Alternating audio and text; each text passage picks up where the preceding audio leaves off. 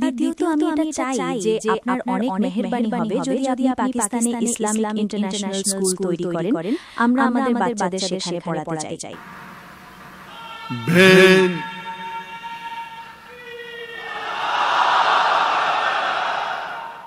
বোনের প্রশ্ন ছিল যে কেন পাকিস্তানে একটি ইসলামিক ইন্টারন্যাশনাল স্কুলের মতো স্কুল প্রতিষ্ঠা করি না, এবং এই অনুরোধ গত প্রায় 20 বছরে শুধু পাকিস্তান থেকে শত শত এসেছে, বিশ্ব থেকে তো হাজার হাজার এসেছে। স্কুল তৈরি করা তো সহজ, চালানো খুব কঠিন। এবং ইসলামিক ইন্টারন্যাশনাল স্কুলকে দেখে হিন্দুস্তান, ভারত এবং বিশ্বে হাজার হাজার স্কুল তৈরি হয়েছে। দুঃখের বিষয় হলো কোনো স্কুলই 10% মানদণ্ডেও পৌঁছাতে পারেনি। কারণ আমাদের যে মানদণ্ড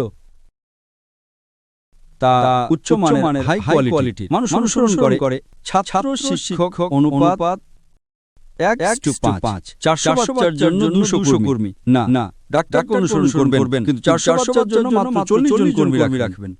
তো যদি আপনি পিলার কেটে দেন, তো এই জন্যই আমার লেকচার আছে উভয় জাহানের জন্য শিক্ষা। লেকচারটি শুনুন, সেটা অনুসরণ করুন, পরে আমি আপনাকে দেব। কিন্তু এখন যেহেতু আমি নিজে পাকিস্তানে এসেছি, কারণ স্কুল বানানো খুব ভালো কথা। ইসলামিক স্কুল চালানো সহজ, কিন্তু ইসলামিক মানদণ্ডে, কোরআন এবং হাদিসের মানদণ্ডে এবং উভয় জাহানের শিক্ষা, এটা খুব কঠিন। আল্লাহর সাহায্যে আমরা করে দেখিয়েছি। আল্লাহর সাহায্যে দুটি স্কুল আছে। হিন্দুস্তানে অনেক অফার এসেছে। যেই লোকরা অফার করেছিল $40 মিলিয়ন, $50 মিলিয়ন, কিন্তু এতে অনেক সময় দিতে হয়। আমরা কি করলাম? কারণ ফরজ কিফায়া ছিল, আমাদের বাচ্চা ছিল, ফারিক ছিল, মেয়েরা ছিল, করে দিয়েছি। হিজরত করতে হয়েছে। এখন আবার প্রতিষ্ঠা করা। আমি মানুষ তো একজনই আমি 24 ঘন্টা আছি, 24 ঘন্টা। তো প্রায় আমি প্রতিদিন 14 ঘন্টা 15 ঘন্টা দিতাম দিনই কাজের জন্য।